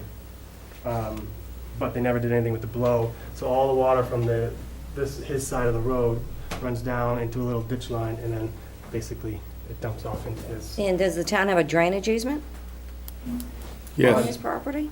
yes. They do? Thank you. They will. But they don't now? For this, no, because we're going through the permit process now. Okay, but they didn't, when they raised that road and water was running on his property, Not they that- they did not require one? Not that I'm aware. The water drainage in that area comes off the hillside on the opposite side of the street. Yeah, I mean, Not it's from just, the it's just, street. Okay. it's just like straight road. It's just runoff from, natural sheet flow. Now, the way I understood it from the Conservation Commission, watching it and doing the minutes, the water from his property is going to be filtered, but the water that comes from the town is not. In order, I guess we'll clarify, because there was a confusion with the Conservation Commission. Right. Part of DPW's comments were, they wanted me to show the existing drainage. So that's what I added here, and the existing drainage comes down his property line, and the confusion with the Conservation Commission was they thought we were tying into their line, which we are not. They're completely separate. The town of Goffstown's runoff will not go through his system at all. His is only coming from this side of the road and discharging here, and they're completely separate. Goffstown's drainage line discharges basically directly into the water. And where's the Goffstown pipe? So Goffstown's pipe is right here. You can see there's a manhole on the property too. Yeah, and there's a manhole up here. Yeah. And these two, and then they have their drainage easement. When was that installed? The town's I'm pipe? not quite sure. I don't know. Been there for at least 30 years. Oh, It's been there a while. There's several of those along Elm Street. There's one down by Glen Lake School. As I was looking at a piece of property there that the landowner had covered it over with a wooden bridge Oh, yeah. across the entire site. oh, yeah, I knew that one. So, yes, there are several of those that go down through there. So I'm gonna ask just a question, because I'm curious. So DES had no issue with the pipe coming straight off the road without any filters, but they had a problem with what he created with I don't, well, a silt fence and a filter tube and all of they that? don't, I mean, they don't have any, I don't, this was obviously existing. They weren't weighing in on the town's Yeah. stuff, so. It may be an issue of that work, if it was done 30 some odd years ago, it more than likely predates the Shoreland Protection District It does. program. So if the work is already there, they can't comment on it. Right. They're not at liberty, they don't have any jurisdiction over the work, so. And on the shoreland note, I did get confirmation today, I don't have permit in hand, but they have approved. I got an email today from DES saying they approved it. There was some more internal stuff that they were working out, but they were, that they accepted the. Okay. Any other comments or questions, board? Alan? Nope. Please? Okay. I'd like to motion that there's no regional impact. Okay. Second. Denise and Lynn, and we'll roll call vote. Denise? Aye. Alan? Nay. And Lynn? Aye. And Gail, yes. 3-1 to 0. Okay, so no regional impact. Okay, is there anything else you want to add? Can you review your variance criteria? Sure.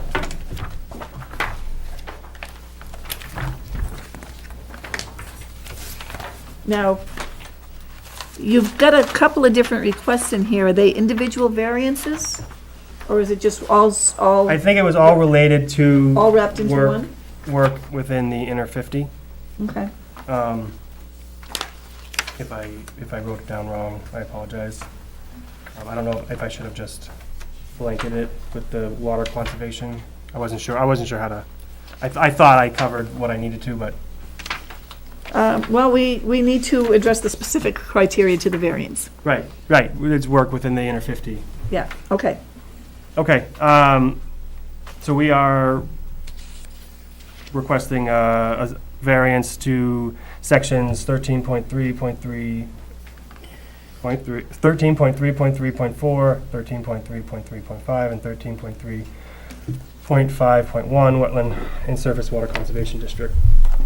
Contrary to public interest, variance will not be contrary to public interest because construction of the plunge pool level spreader will dissipate stormwater drainage, discharge velocity, and disperse flow over the receiving area to mitigate potential erosion concerns. The area, which has already been disturbed, is proposed to be restored to original disturbance conditions. Subject area previously consisted of grass, concrete pavers, paver block, walkway, retaining wall to the west, which has approximately 3-foot elevation difference. The initial disturbance was relatively minor, consisting of manually hand excavation trench, installing drainage pipe, which will be,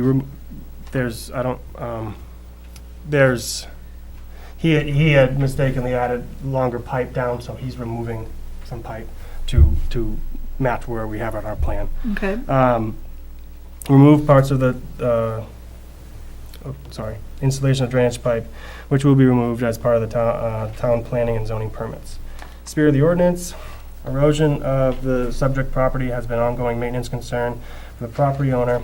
As such, a result in stormwater run onto the property of from Elm Street.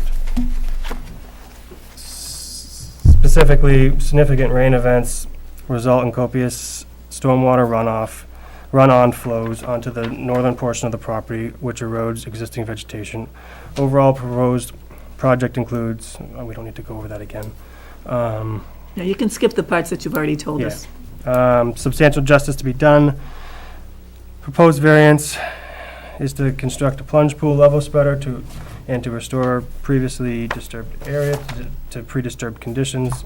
Additionally, the planned improvements subject property, to the subject property outside the 50, I know that's not with the zoning board, however, it will include an inline settling chamber to help with treatment and also the level spreader to discharge, to dissipate the flow. Values of the surrounding properties are not diminished. Plunge pool level spreader construction and restoring the disturbed area within the 50-foot buffer to pre-disturbed conditions will have no unwanted impact on surrounding properties. The proposed plunge pool level spreader will be constructed on lot 3678, the adjacent property. Subject property owner has obtained our property owner has obtained a signed agreement with Lot 3678 owner to allow to allow Mr. Morrow to construct and maintain plunge pool level spreader. The approximate disturbance on 3678 is 250 square feet. Literal enforcement of the provisions of the ordinance would result in an unnecessary hardship. The initial improvements consisting of installing conveyance pipe to carry stormwater runoff from Elm Street to near Glen Lake were undertaken based on informal verbal discussions between subject owner and member of Department of Public Works. Initial improvements included performing earth disturbing activities within the 50-foot buffer as part of the installation of the conveyance. Subsequently, the property owner was notified by the state and local permits that needed to be granted, and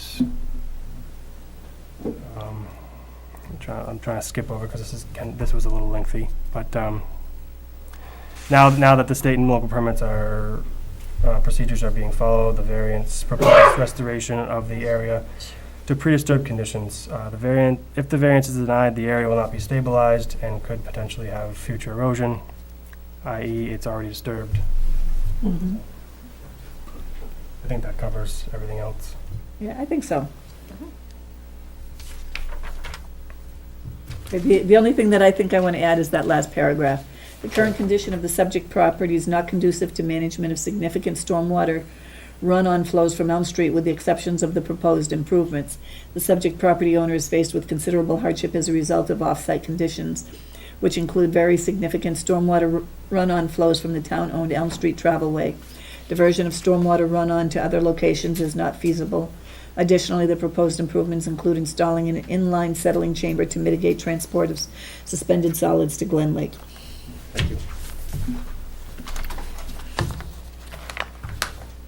Okay. Questions? Alan, you got some? Always. But the retaining wall is the key, because that's the hardship, the location of that retaining wall. Yeah. And that for them to put the plunge pool above that defeats the purpose of it, and then it needs to be in that area, period. Yeah. Amen. Okay. Denise, questions, comments? So I know there's a signed agreement. Mhm. Is there a easement? Because this is being put on somebody else's property? There is not. It was talked about having that agreement recorded with the state. Okay. There are maintenance, improvement, and access agreements. Yeah. But not easements. Well, and the only reason I say it is if, lot 3678 changes hands,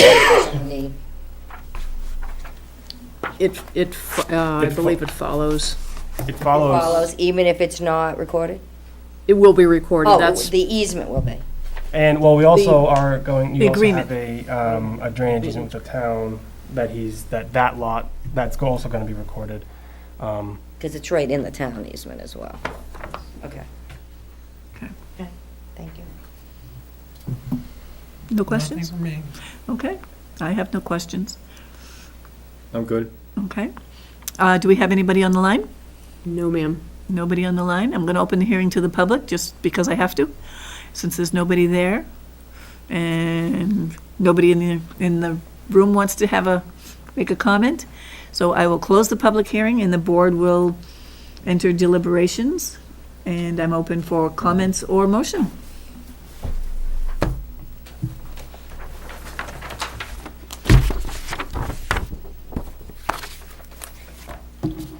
I'll make a motion. Okay. Nobody's going to have a discussion.